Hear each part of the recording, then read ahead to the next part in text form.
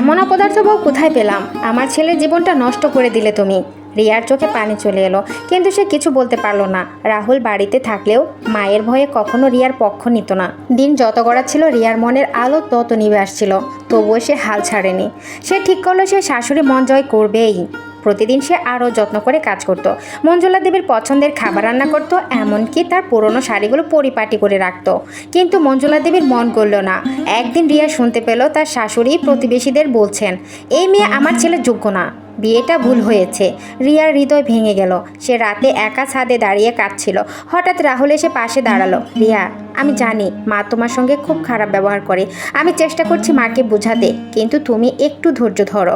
রিয়া চুপ করে রইল। তার মনে হলো ধৈর্যই তার একমাত্র অস্ত্র। কয়েক মাস পর একটি ঘটনা সব বদলে দিল। মঞ্জুলা দেবী হঠাৎ অসুস্থ হয়ে পড়লেন। গল্পটি চলবে। আল্লাহ হাফেজ।